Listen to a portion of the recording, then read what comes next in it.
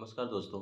जैसा कि आपको ज्ञात है, हमने संस्कृति पाठ के दोनों पार्ट को अपलोड कर दिया है यूट्यूब पे, जिसमें मैंने संस्कृति और सभ्यता को समझा दिया है। संस्कृति क्या होती है, सभ्यता क्या होती है, ये बता दिया है हमने। संस्कृति के डेवलप होने के, विकसित होने के कितने रूप हैं, वो बता दिया है हमने। कितनी तरीके से संस्कृति डेवलप होती है, वो बता दिया है।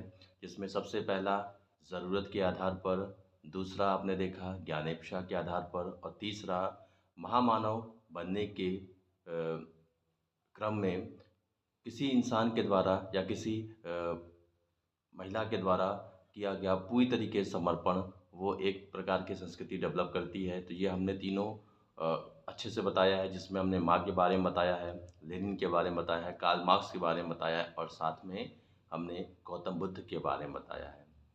फिर हमने ये बताया है कि संस्कृति किस तरीके से असंस्कृति कहलाती है, कब सभ्यता असभ्यता की ओर चली जाती है, कौन सा विचार संस्कृति की ओर जाएगा और कौन सा विचार असंस्कृति की ओर जाएगा। साथ में जिन विचारों से मानव का कल्याण होता है उसे हम संस्कृति बोलते हैं, और उससे जो चीज़ निकल कर के आती है उसको हम क्या बोलते हैं, सभ्यता बोलते हैं।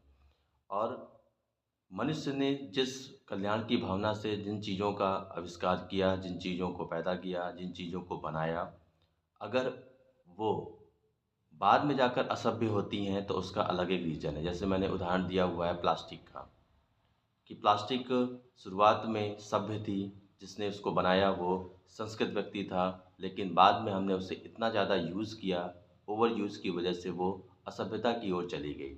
ठीक है, तो इसलिए लेखक ने लिखा भी है, भदन जी ने लिखा भी है कि संस्कृति अविभाज्य वस्तु है, जिसमें जितना अंश कल्याण का है उतना ही अकल्याण का भी है।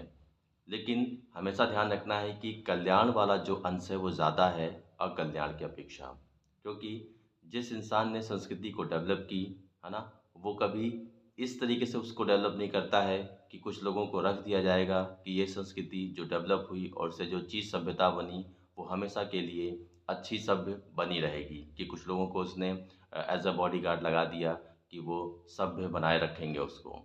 ठीक है, तो ये जो पूरा पाठ है मैंने अपने यूट्यूब चैनल पे अपलोड कर दिया है, आप उसको डिटेल में पढ़ सकते हैं। और उम्मीद है कि इससे आपके जो भी प्रश्न बनेंगे वो आप उसको हल कर पाएंगे सीबीएसई के द्वारा। ठीक है, तो आप उसको पढ़ लीजिए, और मैं इस बात की गारंटी देता हूँ कि आपको ये पाठ पूरा समझ में आ जाएगा। फिर भी समझ में नहीं आता है तो आप मुझे कमेंट कर सकते हैं। धन्यवाद।